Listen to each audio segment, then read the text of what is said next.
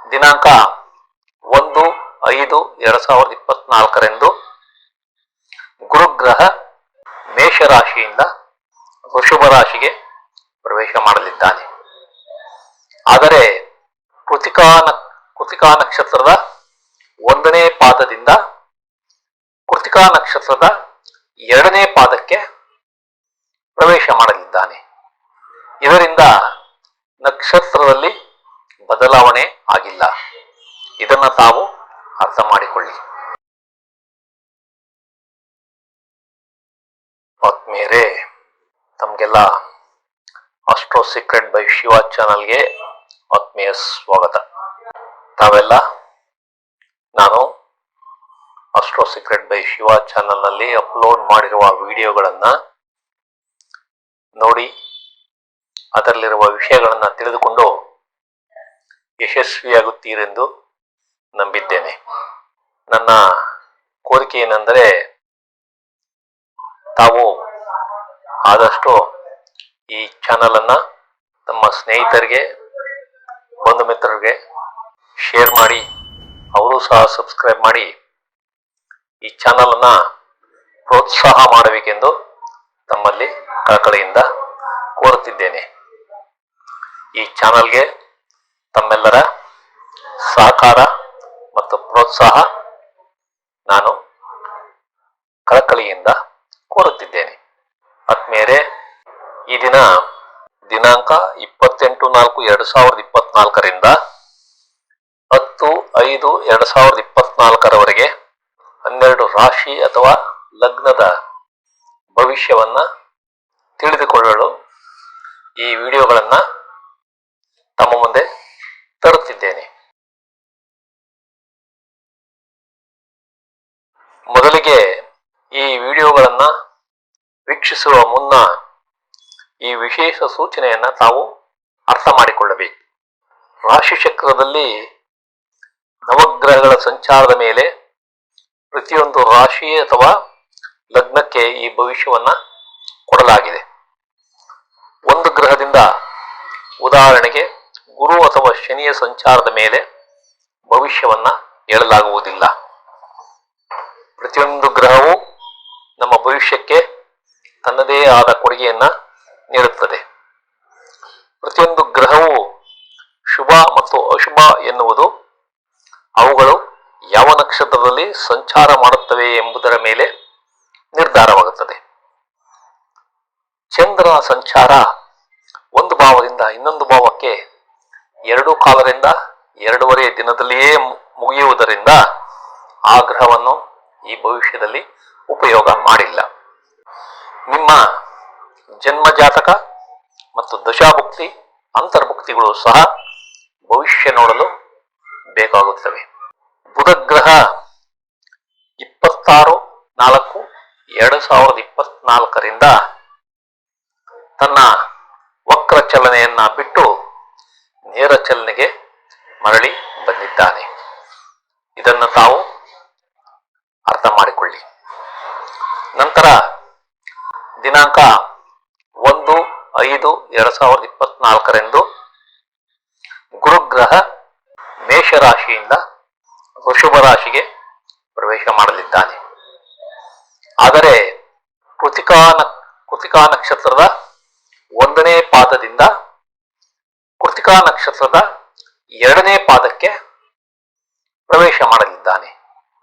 ಇದರಿಂದ ನಕ್ಷತ್ರದಲ್ಲಿ ಬದಲಾವಣೆ ಆಗಿಲ್ಲ. ಇದನ್ನ ತಾವು ಅರ್ಥ ಮಾಡಿಕೊಳ್ಳಿ.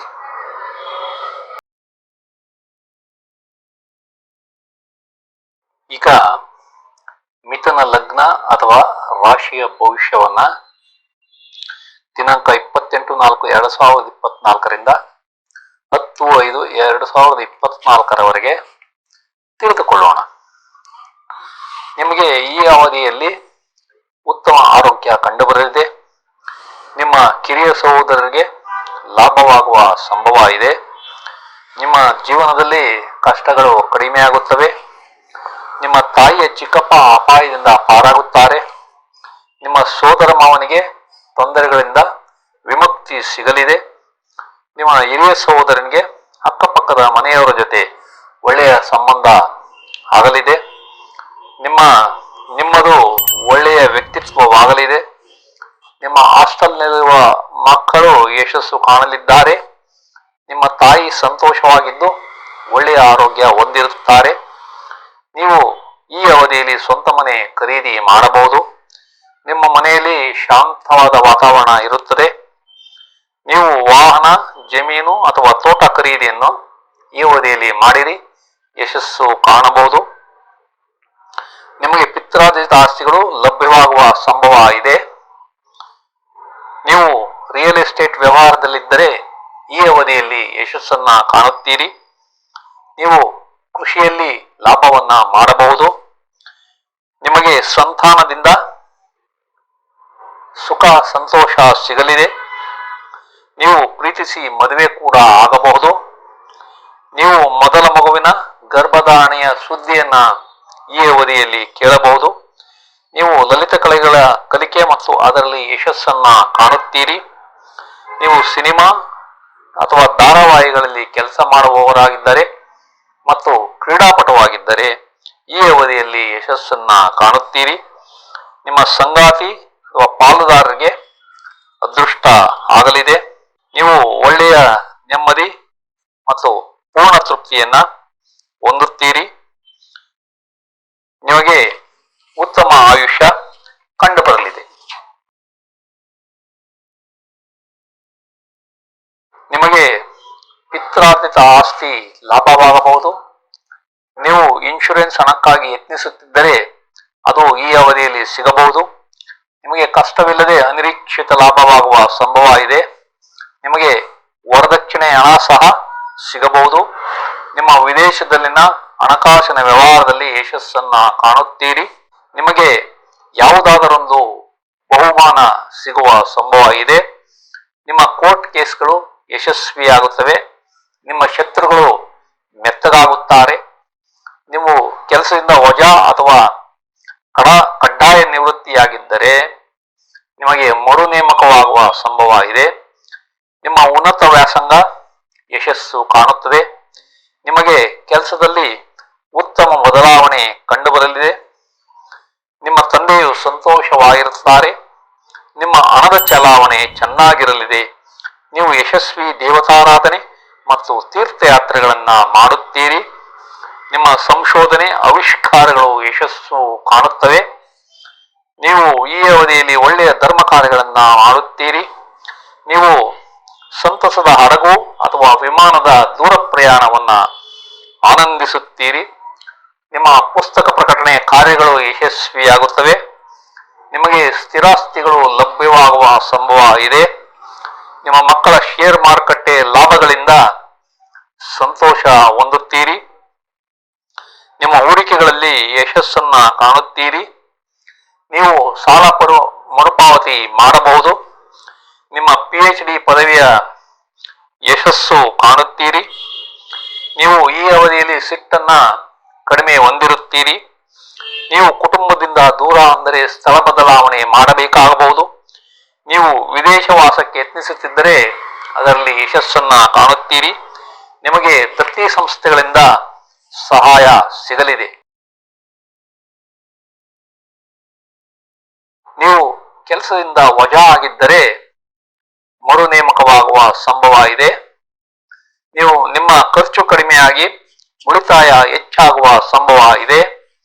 ನಿಮ್ಮ ಸಾರ್ವಜನಿಕ ಗೌರವ, ಹೆಸರು ಮತ್ತು ಖ್ಯಾತಿಗೆ ಕುಂದು ಬರಬಹುದು. ನಿಮ್ಮ ಜವಾಬ್ದಾರಿಗಳು ಹೆಚ್ಚಾಗಿ ಯಶಸ್ಸು ಕಡಿಮೆಯಾಗುತ್ತದೆ. ನಿಮ್ಮ ವೃತ್ತಿಯಲ್ಲಿ ಬಡ್ತಿ ಅಥವಾ ನೇಮಕಾತಿ ಸಾಧ್ಯತೆ ಇಲ್ಲ. ನೀವು ಕೆಲಸದಲ್ಲಿ ವರ್ಗಾವಣೆಗಾಗಿ ಬಯಸುತ್ತಿದ್ದರೆ ಅದರ ಸಾಧ್ಯತೆ ಕಡಿಮೆ ಇದೆ.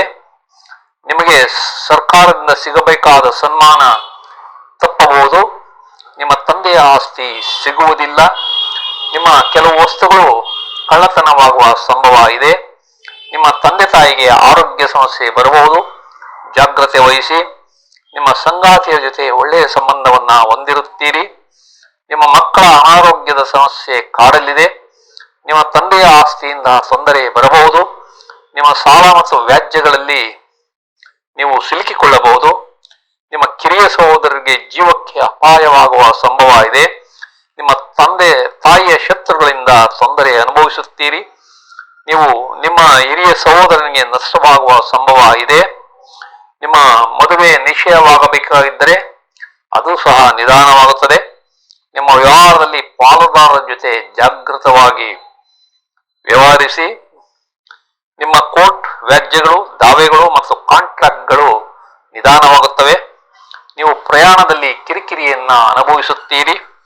ನಿಮ್ಮ ವಿದೇಶದಲ್ಲಿನ ಸಂಬಂಧ ಮತ್ತು ಯಶಸ್ಸಿನ ಬಗ್ಗೆ ಹುಷಾರಾಗಿರಿ.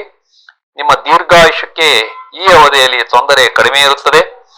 ನಿಮ್ಮ ಕಳೆದು ಹೋದ ವಸ್ತುಗಳು ನಿಮಗೆ ನಿಧಾನವಾಗಿ ಸಿಗಬಹುದು. ನಿಮ್ಮ ತಾಯಿಯ ಆಸ್ತಿ ನಿಮಗೆ ಸಿಗುವುದು ನಿಧಾನವಾಗಲಿದೆ. ನಿಮ್ಮ ತಂದೆಯ ಸ್ನೇಹಿತರೊಂದಿಗೆ ಪಾಲುದಾರಿಕೆ ಕೂಡ ನಿಧಾನವಾಗಲಿದೆ. ನೀವು ಈ ಅವಧಿಯಲ್ಲಿ ಸಮಾಜದಲ್ಲಿ ಮುಕ್ತವಾಗಿ ಬೆರೆಯುವುದಿಲ್ಲ. ನೀವು ಸಾರ್ವಜನಿಕರೊಂದಿಗೆ ಸಂಪರ್ಕವನ್ನ ಕಡಿಮೆ ಮಾಡುತ್ತೀರಿ. ನಿಮ್ಮ ಕೆಲಸ ಮಾಡುವ ಹುಮ್ಮಸ್ಸು ಕಡಿಮೆ ಆಗುತ್ತದೆ. ನಿಮ್ಮ ಬುದ್ಧಿಮತ್ತೆ ಮಂಕಾಗಿ ಓದುವ ಹಂಬಲ ಕೂಡ ಕಡಿಮೆ ಇರುತ್ತದೆ. ನಿಮ್ಮ ಧೈರ್ಯ ಕುಂದುಂಟಾಗುವ ಸಂಭವ ಇದೆ. ನಿಮ್ಮ ಪತ್ರ ವ್ಯವಹಾರ ಮತ್ತು ಅಗ್ರಿಮೆಂಟ್ಗಳ ಸಹಿ ಕೂಡ ನಿಧಾನವಾಗಲಿದೆ. ನೀವು ಮನೆ ಬದಲಾವಣೆಗಾಗಿ ಯತ್ನಿಸುತ್ತಿದ್ದರೆ ಈ ಅವಧಿಯಲ್ಲಿ ಅದು ಸಾಧ್ಯವಿಲ್ಲ. ನಿಮ್ಮ ಆಸ್ತಿ ವಿಭಜನೆ ಕಾರ್ಯಗಳು ಕೂಡ ನಿಧಾನವಾಗುತ್ತವೆ. ನಿಮಗೆ ಒಳ್ಳೆಯ ಆಹಾರ ಸೇವನೆ ಮಾಡಲು ಸಾಧ್ಯವಿಲ್ಲ. ನಿಮ್ಮ ಹಣಕಾಸು ಮತ್ತು ಸಂಪತ್ತು ವೃದ್ಧಿಯಾಗುವುದಿಲ್ಲ. ನಿಮ್ಮ ಕುಟುಂಬದಲ್ಲಿ ಈ ಅವಧಿಯಲ್ಲಿ ಮಕ್ಕಳ ಜನನವಾಗುವುದಿಲ್ಲ. ನಿಮ್ಮ ಹರಿತಮಾದ ಮಾತಿನಿಂದ ತೊಂದರೆ ಬರಬಹುದು, ಆದ್ದರಿಂದ ಹುಷಾರಾಗಿರಿ. ನಿಮ್ಮ ಲಾಭಗಳು ಕಡಿಮೆಯಾಗಿ ನಷ್ಟ ಜಾಸ್ತಿ ಆಗುತ್ತದೆ. ನಿಮ್ಮ ಸ್ಟಾಕ್ ಮತ್ತು ಷೇರುಗಳ ವ್ಯವಹಾರದಲ್ಲಿ ಕೂಡ ಈ ಅವಧಿಯಲ್ಲಿ ನಷ್ಟವಾಗುವ ಸಂಭವ ಇದೆ. ಹುಷಾರಾಗಿರಿ. ನಿಮ್ಮ ಕೋರ್ಟ್ ಕೇಸ್ಗಳು ಮತ್ತು ಬೇಡದ ಸಾಲಗಳು ನಿಮಗೆ ಅಂಟಿಕೊಳ್ಳಬಹುದು, ಆದ್ದರಿಂದ ಹುಷಾರಾಗಿರಿ. ಬಂಗಾರದ ಒಡವೆಗಳನ್ನು ಈ ಅವಧಿಯಲ್ಲಿ ತೆಗೆದುಕೊಳ್ಳಲು ಸಾಧ್ಯವಿಲ್ಲ. ನಿಮ್ಮ ಸಂಗಾತಿ ಅಥವಾ ಪಾಲುದಾರರಿಗೆ ಅಪಾಯ ಕಂಡುಬರಲಿದೆ.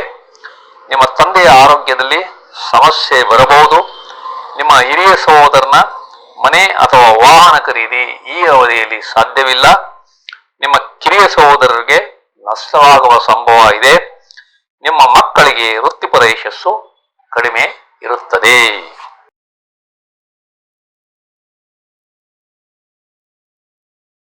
ಆತ್ಮೀಯರೇ, ಈ ಎಲ್ಲಾ ವಿವರಗಳು ನಮಗೆ ಇಷ್ಟವಾದರೆ ಈ ಚಾನಲ್ ಅನ್ನ ನಮ್ಮ ಬಂಧು ಮಿತ್ರರಿಗೆಲ್ಲ ಶೇರ್ ಮಾಡಿ, ಅವರು ಸಹ ಈ ಚಾನಲ್ಗೆ ಸಬ್ಸ್ಕ್ರೈಬ್ ಆಗುವಂತೆ ಮಾಡಿ ಪ್ರೋತ್ಸಾಹ ನೀಡಬೇಕೆಂದು ತಮ್ಮಲ್ಲಿ ಕಳಕಳಿಯಿಂದ ಕೋರುತ್ತಿದ್ದೇನೆ.